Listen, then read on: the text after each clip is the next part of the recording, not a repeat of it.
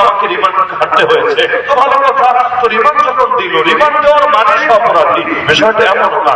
এখনো জিনিসটা তদন্তের অধীনে আছে। এক পর্যায়ে চার্জশিট হবে, চার্জ গঠন হবে, সাক্ষ্য গ্রহণ হবে। সব হওয়ার পর চার্জ যদি ঘোষণা দেয় অমুকের বিরুদ্ধে অপরাধ প্রমাণিত হয়েছে, তখন তাকে অপরাধী বলা যাবে। যদি এর বিরুদ্ধে আবার আপিলের সুযোগ আছে হাইকোর্টে, ওখান থেকেও বিতাড়িত হলে সুপ্রিম কোর্টে, ধাপ তো বহু, কিন্তু গ্রেফতার হতে দেরি। হুজুর মানুষের জঙ্গি বলে রিপোর্ট করতে দেরি না। এই ফাইজলামিগুলো শেষ কোথায়? এ সমস্ত বেআইনি কাজের অবসান ঘটতে হবে। আর এখানে আমাদেরকে ফিল্টারের করার তো বহু চেষ্টা সাধনা চলে। হুজুর কি বলে কথাগুলো মেপে মেপে দেখতে হবে।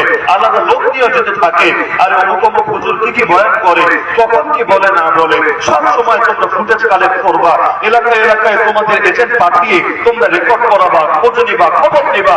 তাহলে আমরা কি বলি না বলি, কি লিখি না লিখি, এগুলোই মনিটরিং করবেন। আর এই সমস্ত লোকেরা কি করে না করে এগুলো দেখতে হবে না। এভাবে এক পক্ষকে যদি দমানোর চেষ্টা করা হয় আর আরেক পক্ষকে এভাবে স্বৈরাচারের পথ খুলে দেওয়া হয়, তাহলে এই দেশে শান্তি কোনোদিনও আসবে না। যে প্রসঙ্গে বলছিলাম, মুসলমানদের অধিকার তো সবই কেড়ে নিয়েছে। না পাচ্ছি ইসলামী শাসনের মর্যাদা, না পাচ্ছি ইসলামী আইন কানুন, না পাচ্ছি ইসলামের কথা বলার স্বাধীনতা, কিছুই তো নাই। সব কিছু অধিকার কেড়ে নিয়েছে। এভাবে সেই ভারতবর্ষের কথা বলছিলাম। ইসলাম প্রথম জিন্দা হলো মোহাম্মদ বিন কাসিমের হাতে, এরপর শক্তিশালী হলো সুলতান আহমদ গজনবীর হাতে। 17 বার অ্যাটাক করেছে হিন্দুস্তানের জমিনে। এরপর ধীরে ধীরে শক্তিশালী হতে হতে যখন নিয়মতান্ত্রিক শাসন ব্যবস্থায় প্রতিষ্ঠিত হলো, এর কতকাল পরে 1252-তে ইখতিয়ারউদ্দিন মোহাম্মদ মুফতিয়ার খলজি, তাও অতি পরিচিত কোন লোক না, তার নামটা আসে শুধু বাংলা বিজয়ের কথা আসলে, এছাড়া দেখবেন তার নাম আপনি অন্য কোথাও খুঁজেও পান না। ইখতিয়ারউদ্দিন মোহাম্মদ মুফতিয়ার খলজির হাত ধরে 1252-তে ইসলাম ঢুকলো এই দেশে, তাও পুরো বাংলাদেশে না, কিন্তু পশ্চিমের একটা অংশে।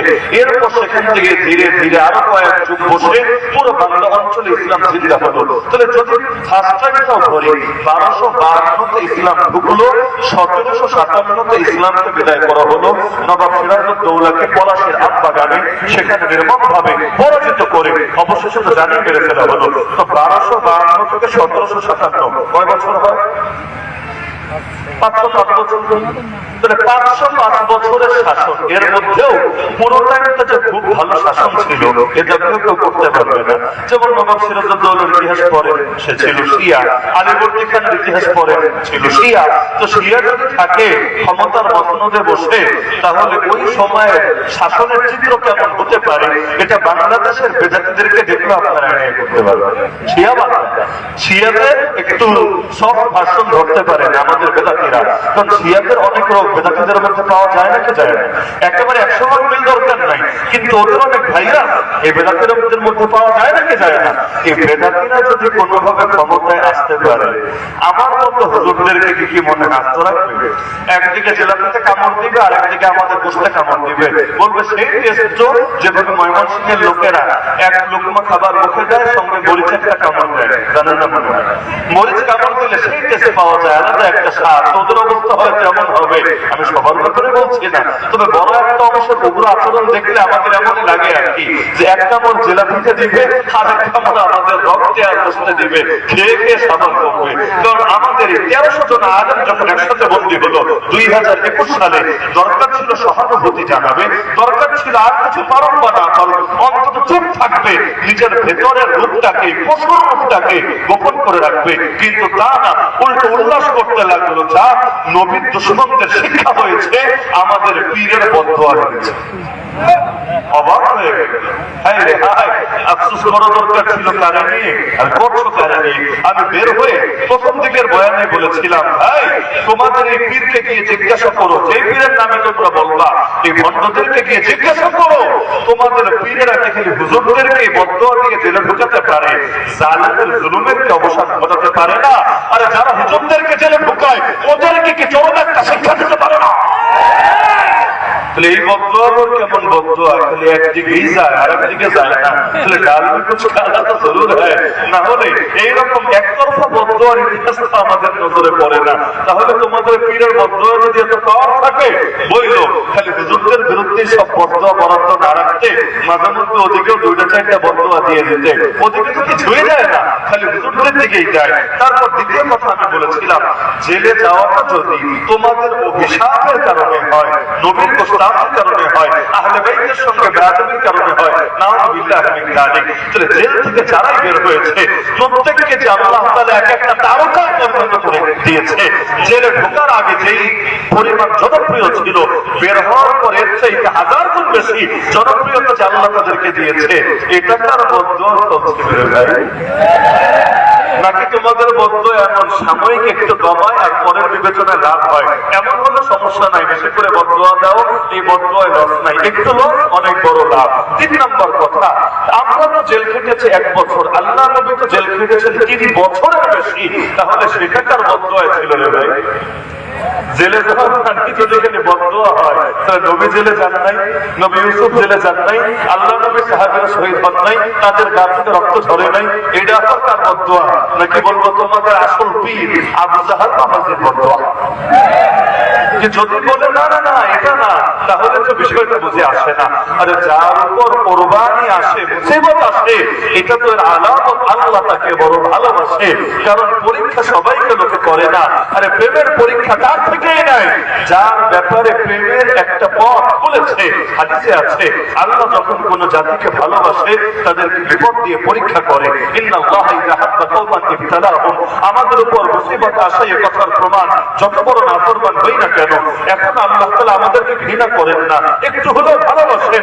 সেই ভালোবাসার আলামত হিসাবে টুকটাক পরীক্ষা আল্লাহ নিচ্ছেন। যার ঈমান যেমন তার উপর মুসিবত আসবে তেমন। ইবতালা রাজুলু বিহাসাবি দীনিহি, ছোট বাচ্চার উপর যদি ইয়া বড় বোঝা চাপিয়ে দেয়, বোঝা তো নিতেই পারবে না, উল্টো আর হাত পা ভাঙার আশঙ্কা আছে, ও জানে মরার আশঙ্কা আছে। তা আমাদের ঈমানকে বাচ্চার ঈমানের চাইতেও ক্ষুদ্র। এজন্য আল্লাহ বেলালের মতো পরীক্ষা আমার থেকে নিচ্ছে না, সুমাইয়ার মতো পরীক্ষা আমার থেকে নিচ্ছে না, আল্লাহ তাআলা সেই আল্লাহর রাসূলের মতো এত কঠিন পরীক্ষা আমার থেকে নিচ্ছে না। আমার ঈমান যেমন ক্ষুদ্র, আমার থেকে পরীক্ষাও নিচ্ছে ক্ষুদ্র ক্ষুদ্র। নিঃসন্দেহে এগুলো তো আমাদের অর্জন। আর আমি আর হাসান ওসামা জীবনে এমন 2 রাকাত নামাজ পড়তে পারি নাই যেই 2 রাকাত নামাজের ব্যাপারে আমি আশা করব আল্লাহ আর কিছু কবুল করুক বা না করুক, অন্তত এই 2 রাকাত নামাজকে কবুল করবে। এই আমি জীবনে এমন একটা সেজদা দিতে পারি নাই যে সেজদার ব্যাপারে আমি আশাবাদী এই সেজদার কোয়ালিটি 100% ঠিক ছিল। নবী যেভাবে সেজদা দিয়েছেন, আবু বকর, ওমর, ওসমান, আলী যেভাবে সেজদা দিয়েছেন রাদিয়াল্লাহু আনহুম, আমার এই সেজদার মধ্যে গুণগত মান হুবহু ছিল। এই দাবি আমি জিন্দেগিতেও করতে পারবো না, কিন্তু দ্বীনের জন্য যে জুলুমগুলো হয়েছে এটার ব্যাপারে আমি 1000বার আশাবাদী আল্লাহ তাআলা এগুলোকে কবুল করবেন ইনশাআল্লাহ। কারণ এর মধ্যে কোনো লৌকিকতা, কোনো লোক দেখানোর মানসিকতা ছিল না। আলা লিল্লাহি দীনুল খালিস, একনিষ্ঠ আনুগত্য আল্লাহর জন্য, আর যেই কাজ আল্লাহর জন্য হয় সেই কাজ আল্লাহ ফেরায় না। আমার নামাজের ব্যাপারে আমি আশাবাদী এখনো হতে পারি নাই, কারণ আমার এই গফলতি এখনো রয়ে গেছে। কিন্তু এই মাজলুমান হালতের ব্যাপারে এতটুকু আশা বুকে রাখতেই পারি, আল্লাহ চাইলে এটাকে কবুল করে নিয়ে আর কিছু না হোক জিন্দেগীর সমস্ত গুনাহকে মাফ করে দিতে পারে। যে বান্দা একবার তুই জেল খেটেছিস দুনিয়ার বুকে, দ্বিতীয়বার জাহান্নাম নামক জেলে তোরে ঢুকাবো না, যা দুনিয়ার কষ্টের বিনিময়ে এই কষ্টকে মাফ করে দিলাম, বান্দা যারে তোরে জান্নাত দিয়ে দিলাম। এজন্য এখনো যারা আছে তাদেরকে নিয়ে আমার ঈর্ষা হয়, তাদের ঈমান আমাদের চাইতে বেশি, এজন্য আল্লাহ তাআলা পরীক্ষাও নিচ্ছে তাদের থেকে বেশি। তবে ওয়াজআলনাহুম আইম্মাতান ইয়াহদুনা বিআমরিনা লাম্মা সাবারু, আল্লাহ জানিয়ে দিচ্ছেন বান্দা যখন সবরের পরিচয় দেয় আল্লাহ তাকে জাতীয় নেতৃত্ব দিয়ে দেয়।